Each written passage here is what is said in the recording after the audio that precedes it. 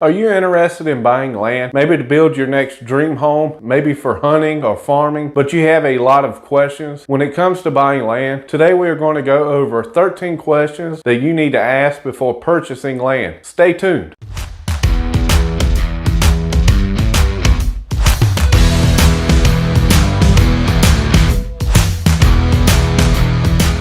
Hello everyone, I'm Nicholas Newcomer, a real estate broker with eXp Realty in North Carolina. I know more people are interested in purchasing land but are not sure where to start. Today I'm going to go over some important questions you need to ask your realtor so that you will be completely informed when it comes to purchasing some land. Let's get after it. Let's start with the obvious question. What do you plan on using the land for? There are a million different ways you can use land. You want to make sure you know everything you plan on using the land for. That way you buy the right piece of land that will accommodate all your planned uses for the land. Moving along to question number 2, you will want to ask and see if there are any easements on the property. An easement is a legal right for someone else to use or access someone else's property. An example could be a walkway to a public beach. Another example would be power lines going through someone's property. The power company will need an easement to be able to access the power lines. One of the big ones is if someone else's property behind yours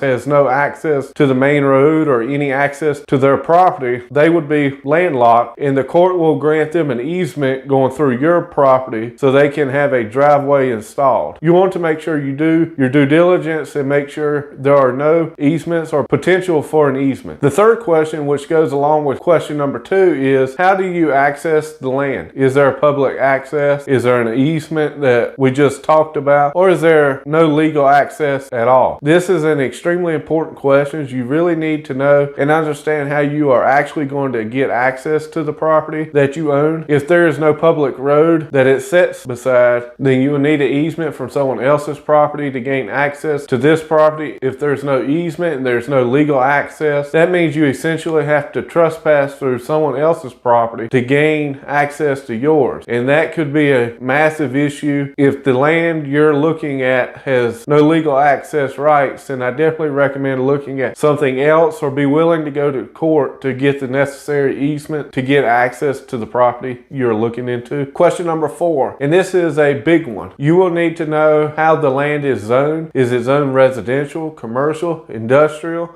or agriculture? The reason why it is zoned is important because you don't want to buy land that is zoned industrial, but you want to build a house on it, which should be zoned residential. This is a pretty big and ensures that you're not wasting your time looking at land that is not zoned the way you need it to be. However, you can sometimes, in some instances, change the zoning of land. However, you will have to go to the city, and it does take a lot of work, but it is possible. I recommend ensuring that the land that you are buying is initially zoned for what you plan on using the property for. Moving right along to question number 5, and one of the important questions you will want to ask if the right interest conveys with the sale of the land. You may be asking what this means. When you're buying land, you probably want to own everything above it, on top of it, and below it. However, that's not necessarily how land can be sold. For example, sometimes they may only be selling you everything on top of the land, like the grass, trees, and any structures that are part of the land. But if the rights to any gold, oil, or other minerals below the surface may belong to someone else. If those rights are important to you, make sure the land you want to buy includes all those rights and interests. The 6th question you want to ask is whether there are any water features on the land. What I mean by this is there any rivers, streams, or lakes. Having a water source like that I just mentioned could make the property more valuable. However, if the property is in a floodplain, you may decide to stay clear from this land due to you will have to have flood insurance. You may not want that added expense. The next question you want to ask is, has the land been surveyed? When land is surveyed, it means essentially that the boundaries of the land have been mapped and documented so that the owner knows exactly where the property line is. The reason why this is important is you don't want to be messing with someone else's land, and when you're buying, you want to know exactly what land is yours. The worst thing you want to do is buy land assuming that the boundaries boundaries that you originally thought were yours are not, and they're actually someone else's. Moving right along to question number 8, you will want to ask who provides the public utilities. This is a pretty important question if you plan to build a house or have some type of structure where you're going to need access to electricity, gas, or running water. If there's public utilities around,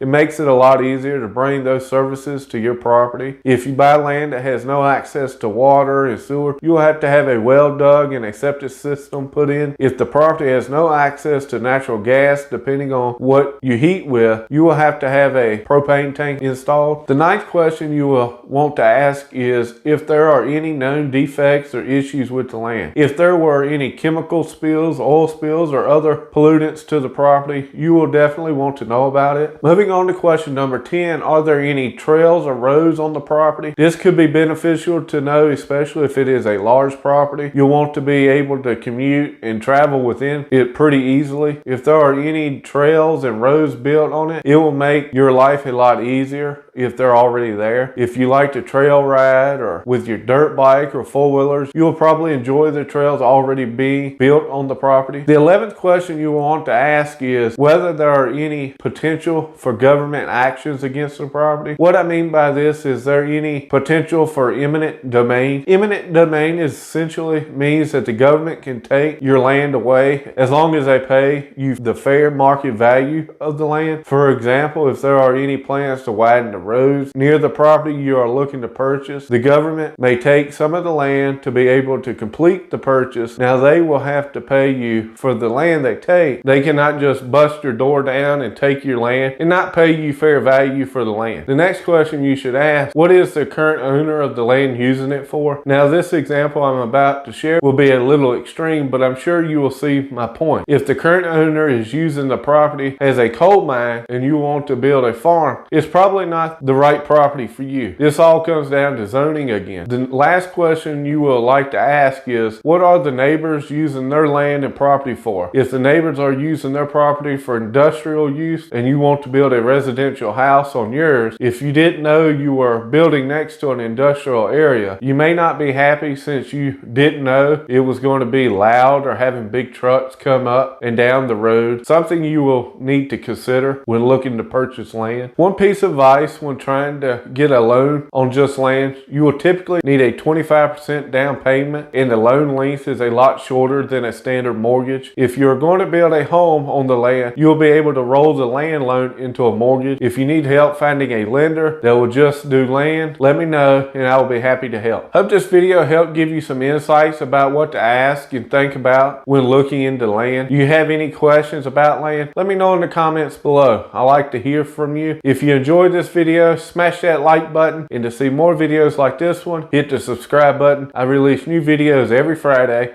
If you have any questions or looking to buy, sell, or invest in the area, call or text me at 336-266-8976 or email me at nicholas.newcomer@exprealty.com. I hope you have seen some value in this video, and I look forward to seeing you in the next video.